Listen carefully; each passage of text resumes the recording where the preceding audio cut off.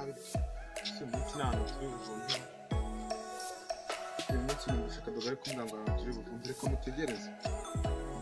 imbere y'icanga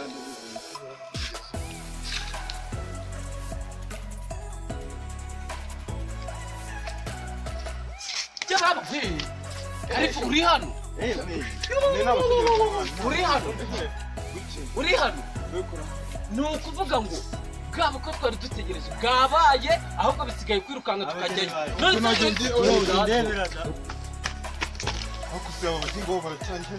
ntabwo wabona ko umuntu aba yarusha ngiye gukora umuganda wo kurya amarangi ahubwo bariheka mbe mbategereje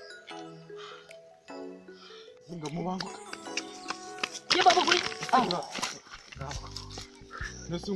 none ubu wari ugiye tukubwiye ibisabwa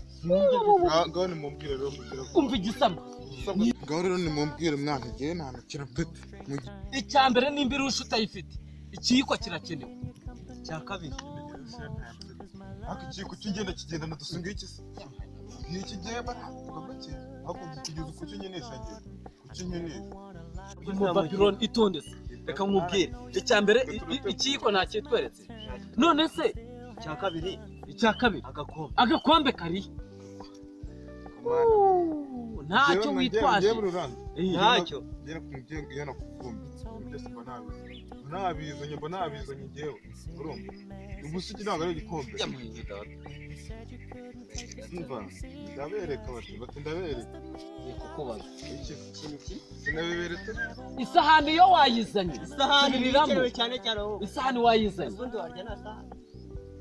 bitwaje ikiko ko natari kurira mbega umwana ngo yabye ubwenge nka kari sahani ubisahani sigesha ndabereka ngiye mwana urumva ntabyitwaje ahubwo mwewe mwitwaje ejo nagiye mu kurya amaparato 8 yesu none uyu munsi byo ndi gukora none ngiye kurya abanza nanahina kuko nta nubwo njya nambaye ngewe urumva mba ariko yahukata icyondo urangiye kanicomokere nyine kanicomokere uzi ko uyu mutipa muhatari yawe mwese mwabigenjeje gutu gusa kutwaza musanze nta kintu giti hasi man zabarwamo ziba